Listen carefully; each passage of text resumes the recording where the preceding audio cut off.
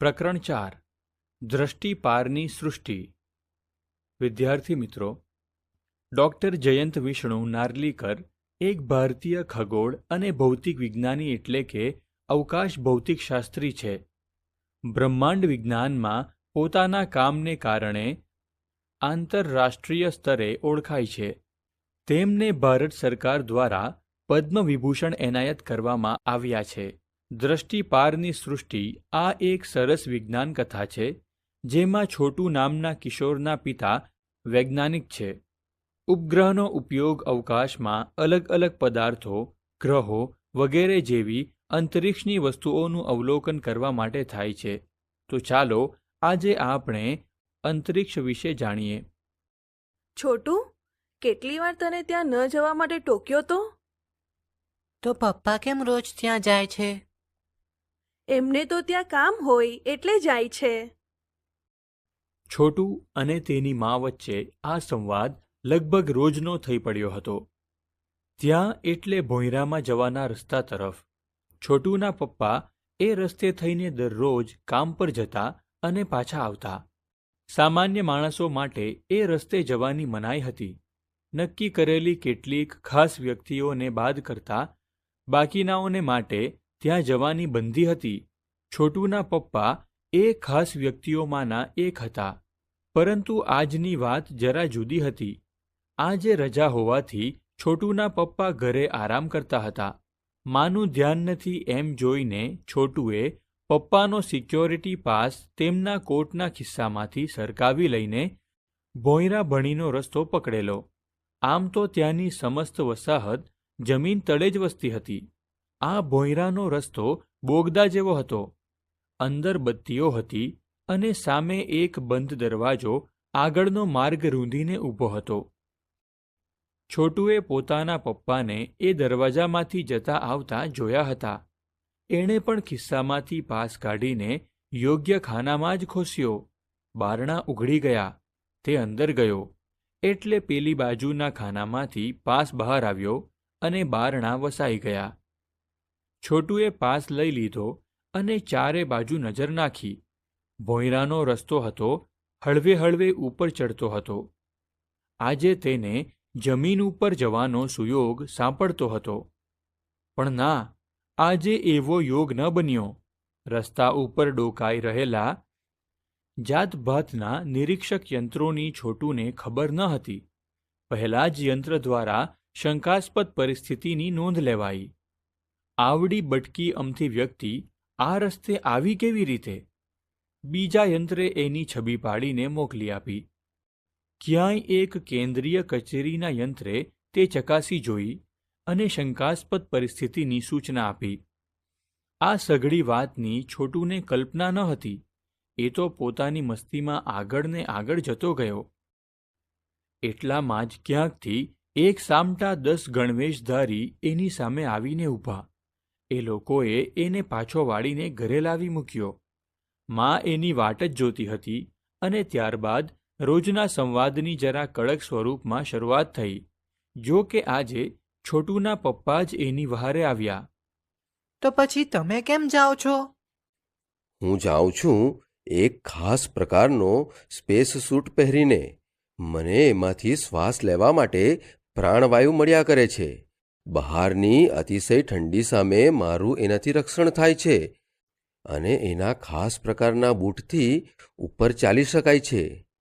ઉપર કેવી રીતે હરવું ફરવું એની પણ મને ખાસ તાલીમ આપવામાં આવી છે. આપણી યંત્રવિદ્યાની સહાયથી આપણે અહીં જમીનની નીચે કૃત્રિમ વાતાવરણમાં વસીએ છીએ. ઉપરના યંત્રોની મદદથી સૂર્યપ્રકાશનો ઉપયોગ કરીને આપણું અહીંનું જીવન સરળતાથી ચાલે છે. એ બધા યંત્રો વ્યવસ્થિત રાખવાનું કામ કેટલું મહત્વનું છે તેનો હવે તને ખ્યાલ આવ્યો હશે. મારા જેવા કેટલાક ખાસ માણસો નિમેલા છે જે રાત દિવસ એ બધા યંત્રો પર નજર રાખ્યા કરે છે. મોટા થઈને મને એવું કામ મળશે? હા, પણ એ માટે ખંતથી ભણવું પડે ને મા બાપનું કહ્યું કરવું પડે. છેલ્લું વાક્ય પપ્પાનું નહીં, માનું હતું. બીજે દિવસે છોટુના પપ્પા કામ પર ગયા ત્યારે કંટ્રોલ રૂમનું વાતાવરણ જરા વિચિત્ર હતું. કામની પાળી પૂરી કરીને જનાર ટુકડીના મોવડીએ ટીવીના પડદા તરફ આંગળી ચીંધી. પડદા ઉપર એક ટપકું હતું. મોવડીએ ખુલાસો કર્યો. એ આકાશમાંના કોઈ તારા નથી, એની મને ખાતરી છે. કારણ કે છેલ્લા કેટલાક કલાક દરમિયાન એનું સ્થાન બદલાતું હોવાનું આપણું કોમ્પ્યુટર જણાવે છે. કોમ્પ્યુટરના મત મુજબ તે વસ્તુ આપણા ગ્રહની દિશામાં આવી રહી છે. કોઈક અવકાશયાન તો નહીં હોય? અમને એવી દ્રઢ શંકા છે જ. તમે પણ તેના પર નજર રાખજો. મોવડીએ જતા જતા સૂચના આપી. છોટુના પિતા વિચારમાં પડી ગયા. અવકાશયાન ક્યાંથી આવતું હશે? સૂર્યમંડળમાં આપણા સિવાય બીજે જીવસૃષ્ટિ ક્યાં હશે? એ શક્ય જ નથી. હોય તો એ અવકાશયાન મોકલવા જેટલી સુધરેલી તો ન જ હોય. આપણા પૂર્વજો પણ અવકાશયાન, ઉપગ્રહ વગેરે વાપરતા હતા, પણ આપણા માટે હવે તે શક્ય રહ્યું નથી. પહેલાં જેટલી ઉર્જા જ નથી રહી, એટલે એ બધું પરવડે જ કેવી રીતે? વસાહતમાં વ્યવસ્થાપક સમિતિની બેઠક ભરાઈ હતી. અધ્યક્ષ ભાષણ કરતા હતા. એક યાન આપણી આસપાસ ચક્રાવો લે છે, બીજું હજી દૂર છે, પરંતુ આવે છે અહીં જ. આ યાન પડોશના ગ્રહમાંથી આવતા હશે તેમ આપણા કમ્પ્યુટરને લાગે છે. આપણે શા પગલાં લેવા તે નક્કી કરવું જોઈએ. નંબર 1, તમારું શું માનવું છે? નંબર 1 પાસે વસાહતના સંરક્ષણની જવાબદારી હતી. કાગળિયા એકઠા કરતા કરતા એમણે બોલવાની શરૂઆત કરી. તેમને અવકાશમાં જ નકામા બનાવી દઈને નીચે ઉતારવા હોય તો તે માટેના યંત્રો આપણી પાસે નથી.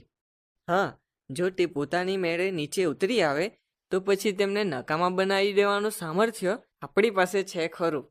મને મળેલી માહિતી મુજબ આ યાનની અંદર માત્ર યંત્રો જ છે, કોઈ જીવ નથી. નંબર 1નું કહેવું મને વાજબી લાગે છે, પણ આ યાનોને ખોટકાવી નાખવામાં એક જોખમ સમાયેલું છે. એ નકામા થતા વેંત તેના મોકલનારાઓને આપણા અસ્તિત્વની ખબર પડી જશે. મને લાગે છે કે આપણે યાનોને છંછેડીએ જ નહીં અને માત્ર નિરીક્ષણ જ કર્યા કરીએ. અધ્યક્ષ કાંઈ બોલે તે પહેલાં જ તેમની પાસેનો ફોન રણકી ઉઠ્યો. તેમણે રિસીવર કાને લગાડ્યું અને 1 મિનિટમાં જ જાહેરાત કરી. સજ્જનો, 1 નંબરના યાને આપણી જમીન ઉપર ઉતરાણ કર્યું છે. છોટુના પપ્પા સહિતના વિજ્ઞાનીઓ યાનનું દિવસ રાત નિરીક્ષણ કરતા રહ્યા. કેટલાક સમય પછી છોટુના જીવનમાં અગત્યનો દિવસ ઉગ્યો. આજે તેના પપ્પા તેને જમીન તળે આવેલા કંટ્રોલ રૂમમાં લઈ આવ્યા હતા. અહીંથી 1 નંબરનું યાન સ્પષ્ટ દેખાતું હતું. કેવું વિચિત્ર દેખાય છે. એમાં શું હશે? તે કાંઈ હાલમાં તો કહી ન શકાય. હજી આપણે દૂરથી તેનું નિરીક્ષણ જ કરીએ છીએ. પણ એના એકે એક ભાગ ઉપર આપણો કાબુ છે. અલબત્ત કટોકટીની પડ ઊભી ન થાય તો આપણે કોઈપણ નિયંત્રણોનો ઉપયોગ કરવાના નથી. યાનમાંથી એક યાંત્રિક હાથ બહાર આવવા લાગ્યો હતો. હાથ લંબાતો જતો હતો. ઘણું કરીને જમીન ઉપરની માટી કાઢવાની તેની યોજના હશે તેમ લાગતું હતું. છોટુના ડોળા નિયંત્રણ બોર્ડની પેનલ પર હતા. એમાંનું એક લાલ બટન દાબવાની અદમ્ય ઈચ્છા એ રોકી શક્યો નહીં. જોખમની ઘંટડી વાગી ઉઠી. બધાની જ આંખો પેનલ તરફ વળી. એક લપડાક મારતા આંખને પપ્પાએ છોટુને બાજુએ કર્યો અને એણે દાબેલી સ્વિચ યથાસ્થાને લાવી દીધી. પરંતુ યાનના યાંત્રિક હાથનું હલનચલન થંભી ગયું હતું. એમાં કાંઈક બગાડ થયો હતો. National aeronautics and space administration NASA તરફથી પ્રસિદ્ધ કરવામાં આવેલા નિવેદન તરફ સહુનું ધ્યાન ખેંચાયું. મંગળ ઉપર હમણાં જ ઉતરેલું અવકાશયાન વાઇકિંગ 1 અગાઉથી ઠરાવ્યા મુજબની કામગીરી બજાવતું જાય છે, પરંતુ અજાણ્યા કારણોસર તેના યાંત્રિક હાથમાં બગાડ પેદા થયો છે. નાસાના તંત્રોએ રિમોટ કંટ્રોલ વડે વાઇકિંગ 1માં પેદા થયેલો બગાડ સુધારી લીધો છે. હવે એ યાંત્રિક હાથ પૂર્વવત કામે લાગી ગયો છે અને મંગળના પડ ઉપરથી માટીના નમૂના એકઠા કરવા લાગ્યો છે. આ માટીના નમૂનાઓ ભણી વિજ્ઞાનીઓ ઉત્સુકતાથી મીટ માંડીને બેઠા હતા. આ લાલ ગ્રહ ઉપર જીવસૃષ્ટિ હશે કે નહીં એ પ્રશ્નનો જવાબ મળવાની શક્યતા એ નમૂનાઓના અભ્યાસ દ્વારા પરખાશે એવી એમને આશા હતી. પણ વાઇકિંગના પ્રયાસ પછી આ બાબતનો જવાબ નકારાત્મક ઠર્યો. મંગલ ઉપર જીવસૃષ્ટિ હોવાનો રજમાત્ર પુરાવો પૃથ્વી પરના વિજ્ઞાનીઓને સાંપડ્યો નહીં. મિત્રો, આ પાઠમાં છોટુ નામનો એક છોકરો છે. તેને વારંવાર તેના પપ્પા ભોયરા તરફ જવા માટે ટોકતા હોવા છતાં પણ એક દિવસ તે ભોયરામાં જાય છે. છોટુના પપ્પા વૈજ્ઞાનિક છે.